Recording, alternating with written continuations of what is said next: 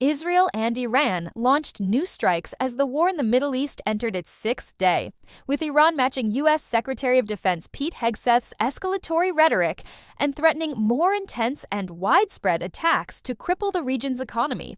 The war continues to spread, with new Israeli strikes in Lebanon and Tehran, and Iranian drones hitting neighboring Azerbaijan for the first time. America's Gulf allies, pummeled for days by Iranian missiles and drones, are rapidly running out of interceptors to shoot down those missiles, CBS News' Margaret Brennan has learned. The U.S. government, after sharp criticism over pre-war planning, has begun assisting thousands of Americans trying to evacuate from the Middle East, with the State Department saying it's working on a series of options to get people home. The U.S. military's Central Command said Thursday that ongoing U.S. and Israeli strikes on Iran were taking a severe toll on the Islamic Republic's ability to launch retaliatory attacks, as those attacks continued with new strikes targeting Gulf states and, for the first time, hitting Iran's neighbor Azerbaijan.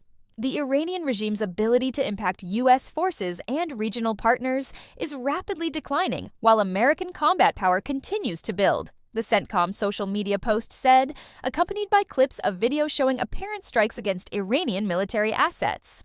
10 people believed to be Iranian agents were arrested earlier this week in Qatar on suspicion of planning attacks, the Gulf state's official press agency said. Close surveillance made it possible to arrest 10 suspects.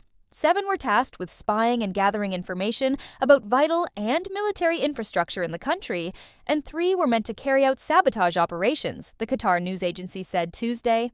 Concern about possible sleeper cells and radicalization within Shiite Muslim populations has increased in some countries in the region, including Bahrain.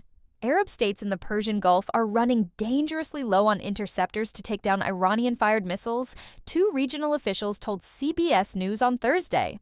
Governments in the region have asked the U.S. to expedite new supplies, and they've been told that officials in Washington are creating a task force to do so. But it isn't happening as fast as needed. The hundreds of drones launched by Iran are an added complication.